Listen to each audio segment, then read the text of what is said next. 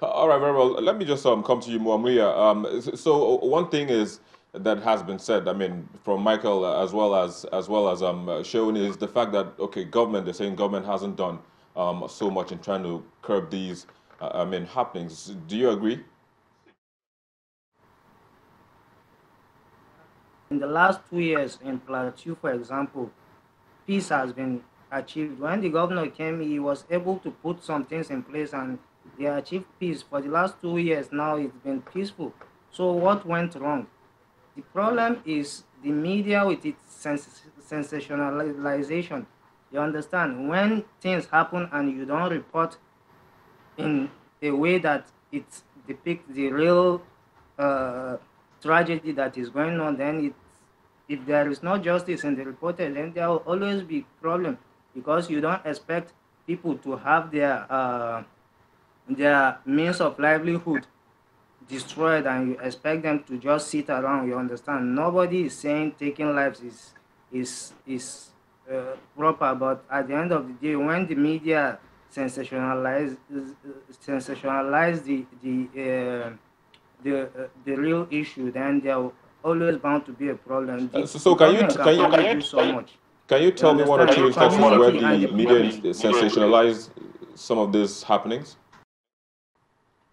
Yes, the community and the people will have to be at peace with one another before the government can come in because the government can't be there 247 to monitor what they are doing.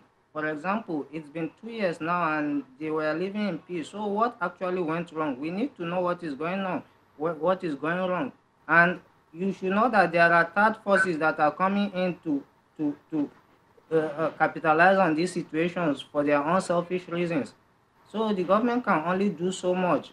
We, the people, also need to come together and help the government in masking those that are behind this. If we remember what happened in Benue, a lot of people were blaming it on herdsmen. And at the end of the day, when the people were arrested, they were not even herdsmen. And peace has reigned ever since. So there is that thing that we don't know, and people are keeping it away from us, and the media is not helping matters. Nobody wins when everybody keep killing each other. Even innocent people that are traveling, they don't know anything. They are not from that state. They keep getting into this situation. People are getting killed for nothing. We don't value human lives in this country, and we blame government. Is it the government that is giving us weapons or giving us the senseless sense we have to go and start killing people? I'll We need to rise I'll up come back to to. you in a bit, Maria. Just hold on. Yeah, give me Michael. Let me just come back to you. He's saying that there's just this. He doesn't agree that the government is solely responsible, in as much as he says there is a bit of government's slacking in a bit, in a way. But I mean, do you think government is solely responsible? No, definitely you can't put the blame on government alone, but also you can put the blame So on the. speaking about the government, I mean, the president visited Jos, and he said he's urging Nigerians to pray.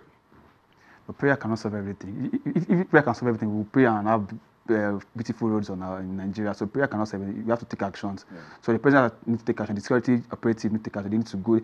I think I recall the army arrested some like 103 or one something clearance men in Benue, but they've not been taken to court. Nothing has been. We don't know if they've been released. So this thing, if you keep arresting people and you don't take them to court, you don't make example of people will be more encouraged like, okay, so what happened?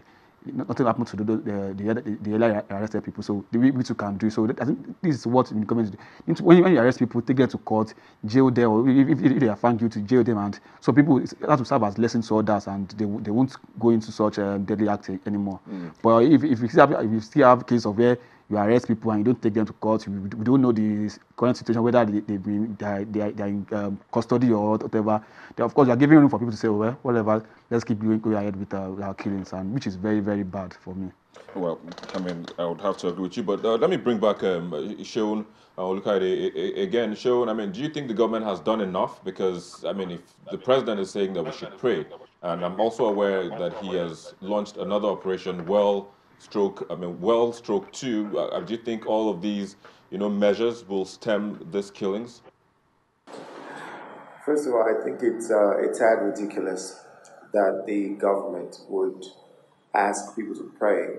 I don't actually believe that our prayers have done anything in this country, and it's very ridiculous and kind of insulting to Nigerians, to the sensibilities of Nigerians, to require them to pray when you haven't done anything.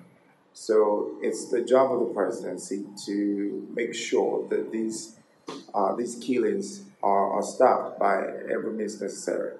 And as regards the operations that have been set up by the government, they are not going to end the killings. The killings are going to wax stronger because all these operations, at the end of the day, they turn out to be human rights abusive operations, and they never really achieve anything. Maybe a short term, 2, 3, 4, 5, 6 weeks, and then they're back at it again. So there has to be a lasting solution in the sense that the government has to have the stakeholders sit together and find a lasting solution. Maybe set up a committee and speak to the people who are aggrieved and have them debate on what they would like and how they would like to proceed into finding a lasting solution to this carnage. All right, thank you there, but we'll take a quick break and we'll be back with our panel shortly. Please stay with us.